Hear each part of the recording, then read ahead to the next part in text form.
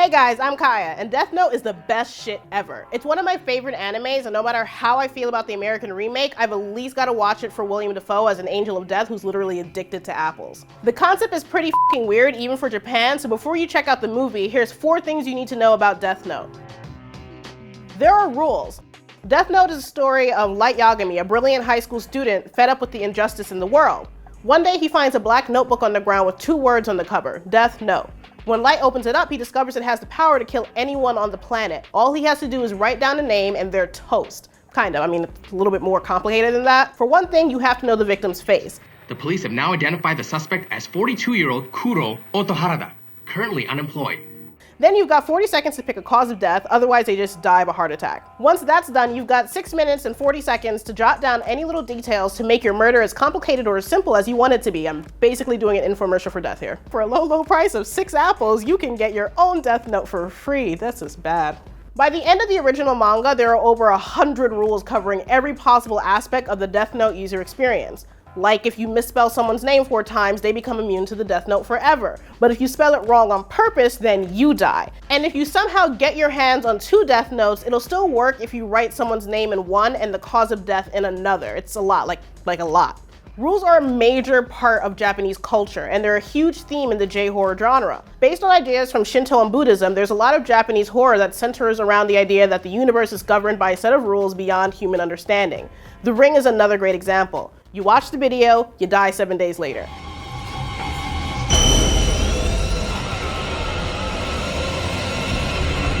Unless you make a copy and show it to somebody else like a killer chain letter. Puns. We know it's 7 days because that's how long the psychic girl was in the well. But beyond that, there's no big magical explanation showing exactly how it works. You just die because the rules say you have to, just like Death Note. No one knows who created it. So before it became an international hit, Death Note started out as a manga in the hugely popular Shonen Jump anthology. This is the same magazine where Dragon Ball, Bleach, Naruto, and dozens of other legendary series got their start. But unlike most of those manga, we have no idea who created Death Note. It's credited to a writer named Tsugumi Ohba, but that's just a pen name. Their real identity has never been made public. Even Death Note artist Takeshi Obata barely saw them. They collaborated almost entirely through an editor, though they did meet at least once. Ohba has done some interviews, and they have a vague portrait and bio in the Death Note collections. That's how we know they collect teacups. And that they have a habit of sitting in the same trademark pose as L, the eccentric genius detective who hunts Light throughout the series. Which is cool, like if they loved sweets too, that would just be dope. Parallels. I love them. Anyways, there are rumors that Ohba is actually Hiroshi Gamo, a writer best known for creating a wacky superhero manga called Totemo Lucky Man. Superhero Lucky Man no. But that's just speculation based on some background visual gags. For now, Ohba's secret's safe, and that's fine with me. The mystery fits perfectly with the creepy vibe of Death Note.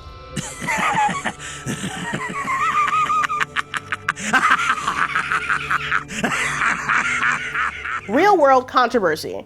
Right now, the big to-do about Death Note is whether the movie is yet another whitewashed anime adaptation. It's not though, because everyone's comparing it to Ghost in the Shell, and it's just not correct because they're trying to do a Western adaptation, which is taking the essential plot elements of someone getting a Death Note, putting it in Western culture, which is vastly different from Japanese culture, and seeing what effects it would have. And they changed everyone's races, they changed everyone's names. It's not Light Yagami, it's some other dude, and it's different, and it's a cool concept, and I don't know. Whatever, it's fine. No, it's not. But that's just the latest crazy controversy that's surrounded the series. For one thing, kids keep trying to copy it. Impressionable youth from Alabama to Australia have gotten in deep shit making their own Death Notes at school. I don't get the appeal. The girl told authorities she was copying a children's TV show called Death Notes, and the list was a prop for a fundraiser, not meant as a threat. Like when I was a kid, my notebook was just full of like shitty comics about a talking cat and those like S things that like look like apes, like, right? Anyone else? Cool, just me? I don't know why you can't just make a burn book like Regina George.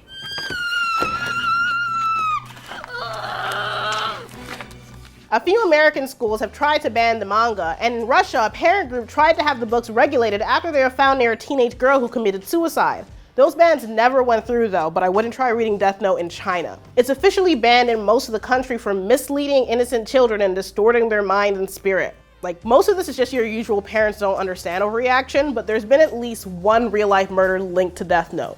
In 2007, 2 pedestrians found a mutilated body in Brussels, Belgium. Nearby, they found a note written in bad Japanese that said, "I am Kira." That's the same name Light becomes known by in Death Note. The Belgian media named the case Mangamoord, or the Manga Murder. For a while, people didn't know if they were dealing with a serial killer or some medical students playing a sick prank. But finally, 4 people were arrested for the murder in 2010. This crime is the most fiendish, cold-blooded, inexcusable case the world has ever known. Other adaptations. Honestly, I wouldn't have lost sleep if this American Death Note never happened. I mean, it's not like we're hurting for adaptations. I guess I should feel guilty, but I don't. On top of the incredible anime from Madhouse, Japan already has 4 live-action movies and a miniseries based on the manga. Not only that, but an unrelated live-action Death Note series aired on Japanese TV in 2015. What more could we possibly want? A fucking musical? LOL, I do. So lucky for me, they made one of those too.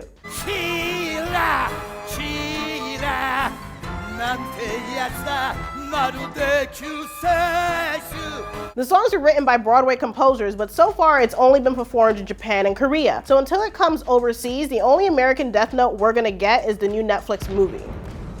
It's been in the works for a long time. In 2011, Warner Brothers hired Shane Black, the man behind Lethal Weapon and Iron Man 3, to direct. But the WB wanted some changes. In the manga, Light becomes a power-mad, emotionless killer who wants to become the new god of a world built in his image. But the studio insisted on making him more of a clean-cut good guy, which is stupid. Like, the whole thing is like getting all this power and like seeing it how it corrupts a person even with good intentions, and making him a whole clean-cut good guy doesn't make sense because it ruins the whole entire theme of the manga. Yeah.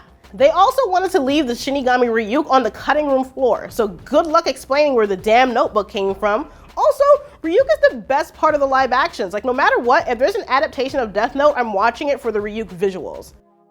Anyway, Black fought against the changes, so he was gone by 2014.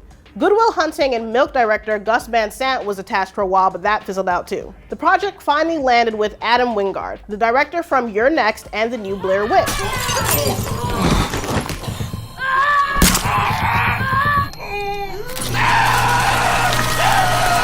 His filmography is kind of a mixed bag, but I'm trying to keep an open mind. I think you might be capable of great things, but if you don't think you can handle it, that's fine. It's such a sick concept, and I'm such a huge fan, I've got to at least check it out. And if the facts from this video sounded cool to you, you should give it a shot too. Hey guys, I'm Kya. I love Death Note. It's definitely one of my top 3 animes. It's right up there with like Inuyasha and Fruits Baskets, but we're not going to talk about my Soho phase. Anyways, Ella's one of my favorite characters. I love covering this anime stuff. If you guys want to see us cover more anime nerd stuff, leave us a comment below, and don't forget to subscribe to Now This Nerd.